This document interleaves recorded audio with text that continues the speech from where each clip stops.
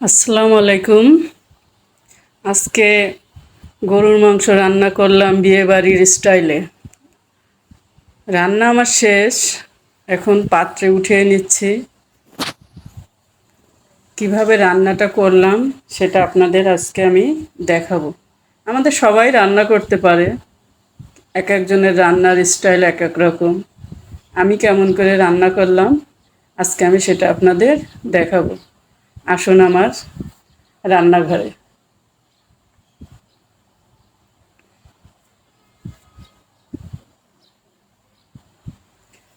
প্রথমে চুলায় একটি কড়াই বসিয়ে দিয়ে পর্যাপ্ত পরিমাণ মতো তেল দিয়ে দিলাম। আমরা কেউ মশলাপাতি মাখিয়ে রান্না করি, কেউ মশলা কষিয়ে রান্না করি, এক একজন এক এক রকম। আমি দুইভাবেই রান্না করি, আজকে এভাবে মশলা কষিয়ে রান্না করলাম। দিয়ে দিলাম কয়েকটা লং, এলাচ আর দারচিনি দিয়ে একটু ভেজে নিচ্ছি।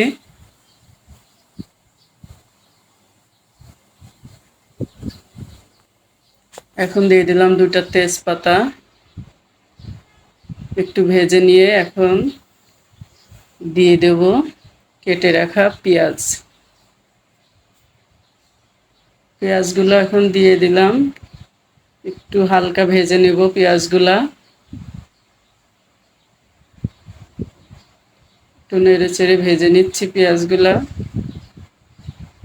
পেঁয়াজ ভাজা শেষ, এখন মশলাগুলো দিয়ে দেবো একে একে। দিয়ে দিলাম 2 টেবিল চামচ রসুন বাটা, জিরা বাটা 1 টেবিল চামচ, আদা বাটা 1 টেবিল চামচ।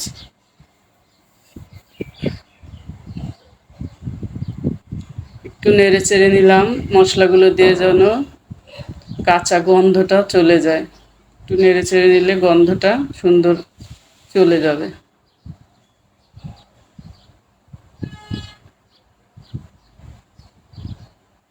মশলাটা নেড়ে চেড়ে নিয়েছি, এখন দিয়ে দেব হলুদ আর মরিচ।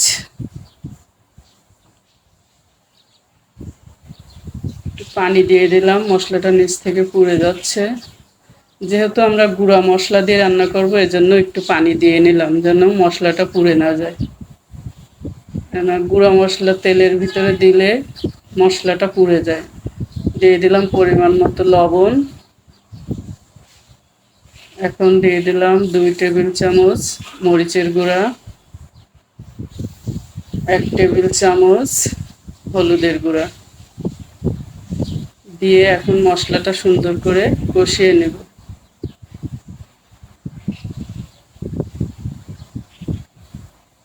মশলাটা দেখুন আমার সুন্দর কষানো হয়ে গেছে। এখন ধুয়ে রাখা মাংসটা দিয়ে দিলাম। আমরা 2 জন মানুষ, এজন্য আজকে হাফ কেজি মাংস রান্না করছি। হাফ কেজি মাংসতে পরিমাণ মতো যতটুক করে মশলা দেওয়ার কথা বলেছি ততটুক করে দিলেই হয়ে যাবে। বেশি মশলা দিলে মাংসে গন্ধ লাগে, বিশেষ করে রসুন জিনিসটা বেশি পড়লেই মাংসে একটা বিশ্রী গন্ধ আসে, আমি তো খেতে পারি না। এখন ঢেকে দিয়েছিলাম, এখন উঠিয়ে দেখুন কতগুলো পানি বের হয়েছে মাংস থেকে। এই পানিটা দিয়ে মাংসটা সুন্দর করে কষানো হয়ে যাবে।